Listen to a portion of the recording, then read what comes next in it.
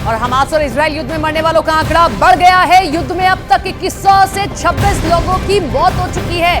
वहीं 8000 से ज्यादा लोग घायल हो गए हैं। हमास के हमले में इजराइल के 1200 लोग मौत हो चुकी है उनकी, जबकि 3418 लोग जख्मी हैं। गाजा में 900 लोग मौत के घाट उतारे जा चुके हैं, 4500 लोग घायल हैं। वहीं वेस्ट बैंक की अगर बात करें तो 21 और लेबनान में 5 लोगों की जान इस युद्ध की वजह से जा चुकी है।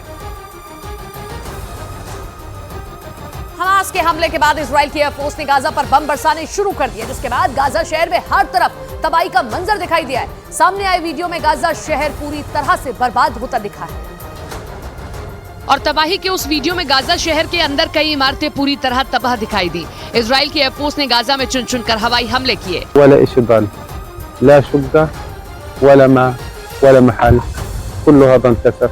पश्चिमी मीडिया के मुताबिक इजराइल की वायुसेना ने पहले गाजा शहर को पूरी तरह से सील किया, फिर हमास के ठिकानों को ध्वस्त करने की कार्रवाई शुरू हुई। इजराइल के जवाबी हमलों में गाजा में 1700 से ज्यादा जगहों को निशाना बनाया गया।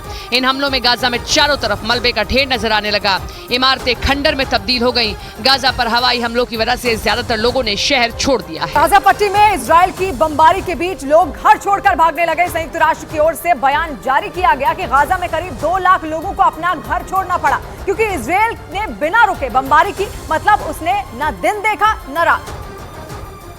और गाजा में हमास के अलग अलग ठिकानों को निशाना बनाया। जंग के चौथे दिन गाजा पट्टी सुबह सुबह धमाकों से थर्रा उठी।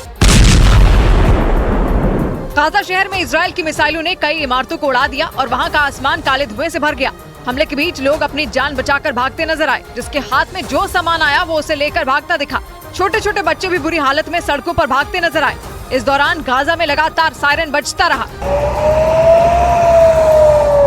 यानी इजराइल की सेना और फिलिस्तीन के कट्टरपंथी संगठन हमास की इस लड़ाई का खामियाजा आम लोगों को भुगतना पड़ा, क्योंकि इजराइल और हमास के बीच चल रही जंग और भयंकर हो गई।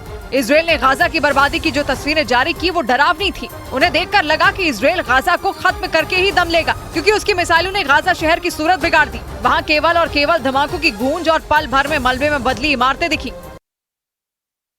इस बार इजराइल के लड़ाकू विमानों ने हमास का गढ़ कहे जाने वाले रिमल इलाके में तबाही मचाई और एक दिन पहले इजराइल ने गाजा के शुजैया इलाके को बर्बाद किया था, क्योंकि उस इलाके को हमास के आतंक का जाल कहा जाता है।